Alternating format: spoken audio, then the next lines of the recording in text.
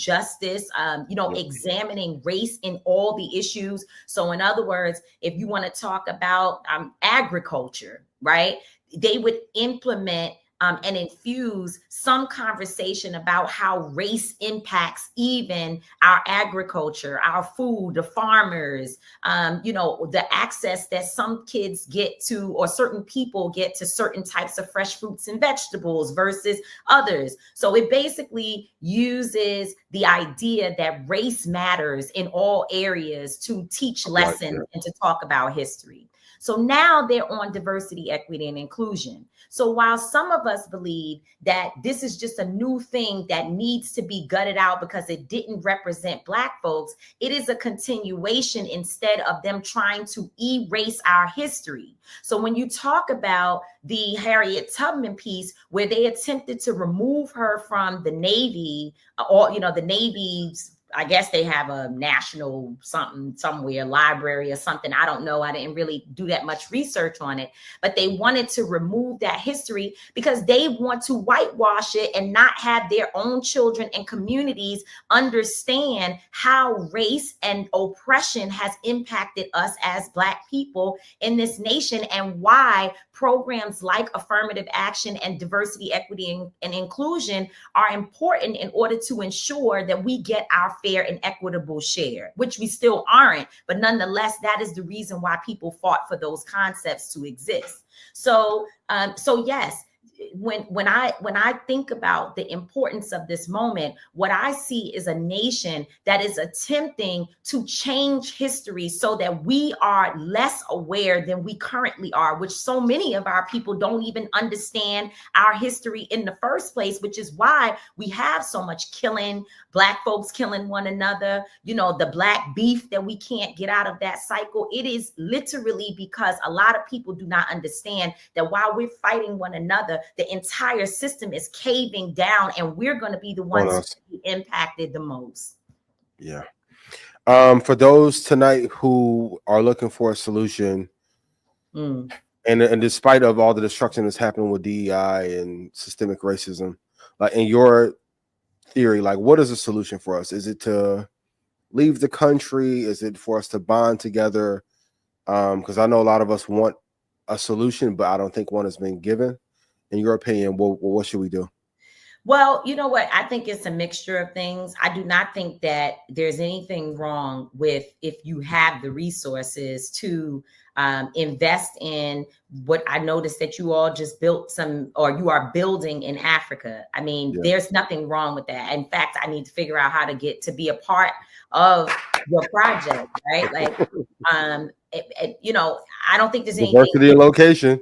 Yeah, I don't think there's anything wrong. If you have the resources, you should absolutely look at how to set up your life, and of course, to make sure that your children and your family have a place to go. And I think Africa is the best place because we have people there who have open arms. And, they try to teach us that Africans don't like us. They don't want to do business with us. They hate us. And it's a lie. As soon as you put your feet on the soil, you feel like you at family reunion. Exactly. And you have who say, what is the thing they say to all of us? They say, we've been waiting for you. Welcome home. Right.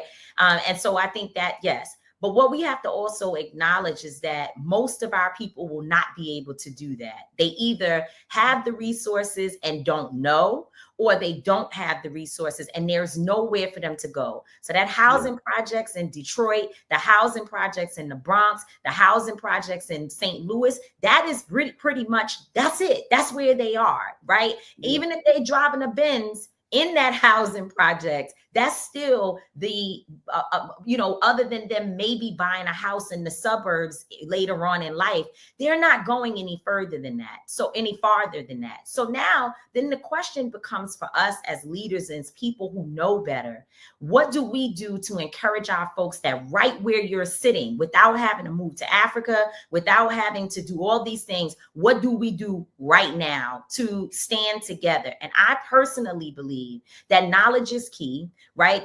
It's more than being on Instagram to know what Kanye said and what he said, or what who's sleeping with who and who did this and that and the third. You have to make sure that you're following people like, Until Freedom, my organization, EYL, following different types of people so that you have a deeper understanding of some of what's happening, and diverse folks. You've got to go to museums so you can learn history, read books, like get into your education of self so you know who you are. And also the history only repeats itself.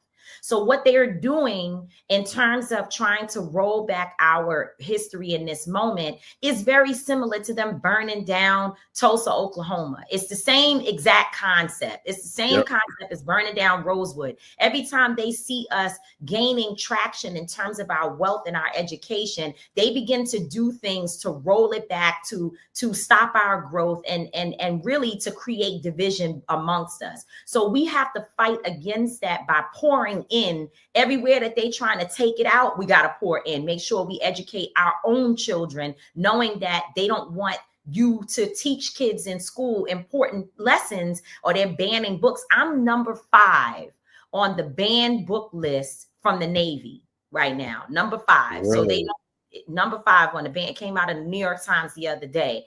So whatever they don't want us to learn, we should go learn it. Just put it that way, simply. The other thing is being in community, right? I personally feel like I'm a stronger leader, not because of what I've done alone, but because what I do in community with others. So the 4 of us at Until Freedom, my son, Linda, Angelo, and myself, we all come from different walks of life.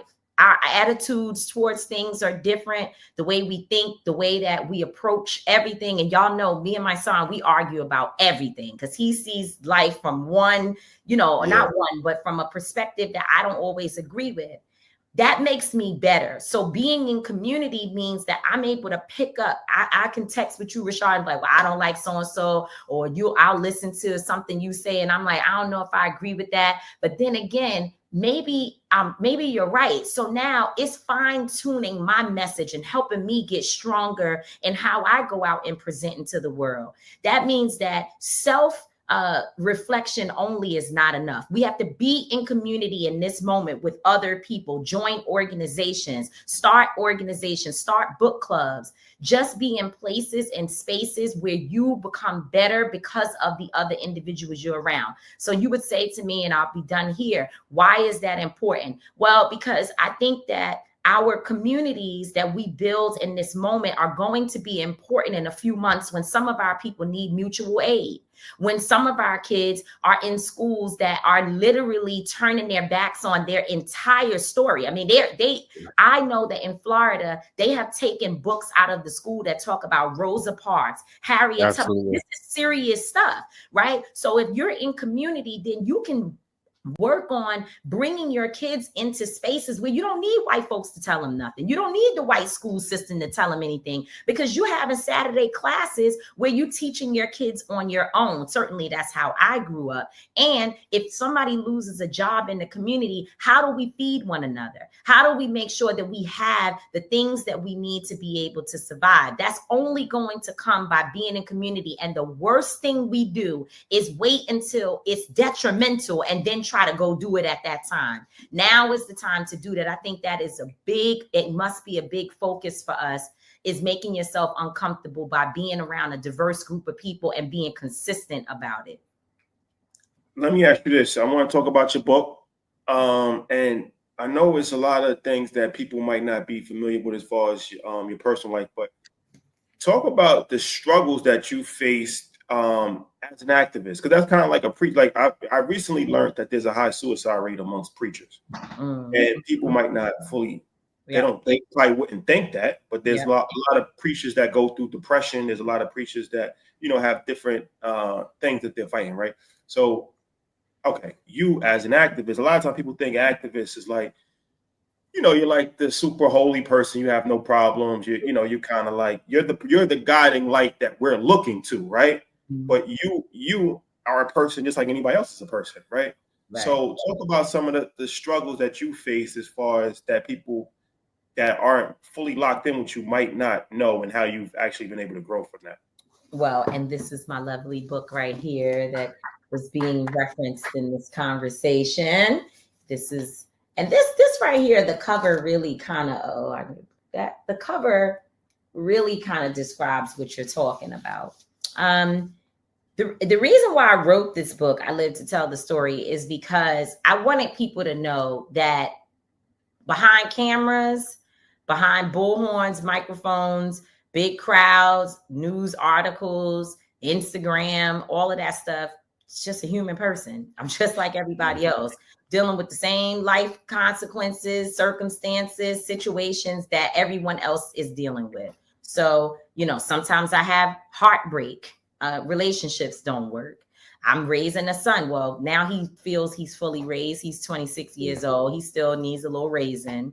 But nonetheless, my son is doing extremely well as a dad and a family man. And I'm very proud of him. But it took a lot of work to get him to that point, right?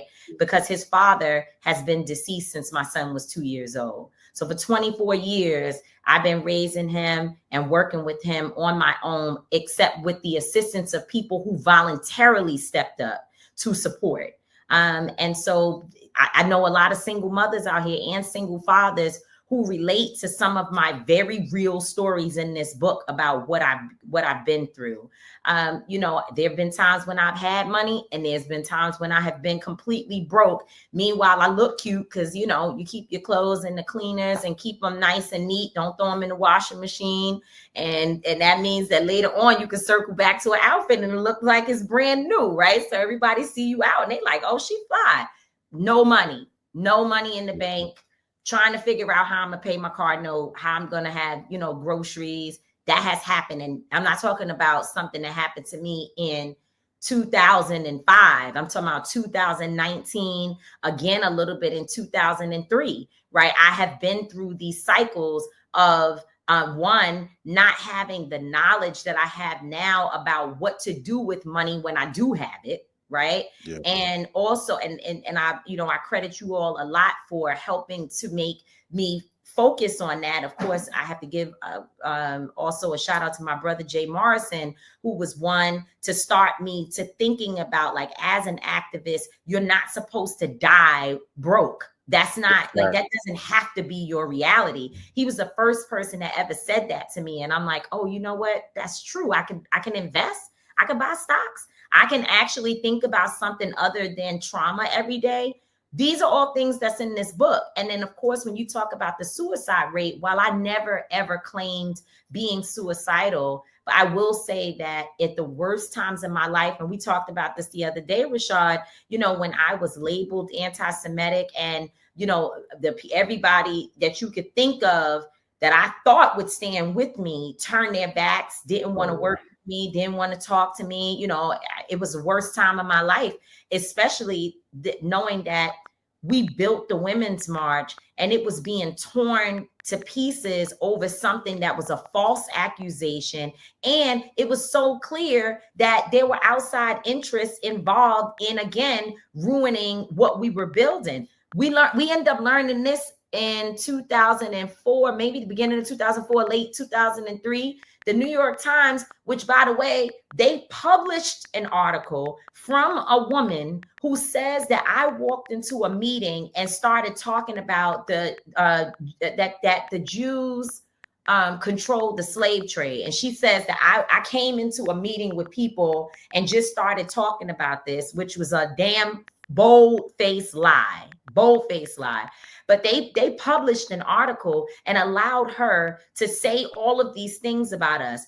Come years later, here they come back with another article that says, actually, we did some research and the bots started these rumors and people lied on them. And they came back with an expose of stuff that they helped create and how they were a part of ruining our movement. So anyway, at the end of all of that, dealing with all the stress, everything you could think of, childhood trauma, sexual abuse, all types of things that I've been through. And no, when I was a child, my parents did not, my father, my uncle, nobody sexually assaulted me, but I went through things out in the world, school, and with other young men that I was involved with.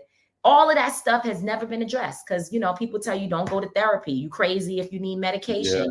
Crazy if you need to sit on somebody's couch. Something is wrong with you. You weak. And I didn't think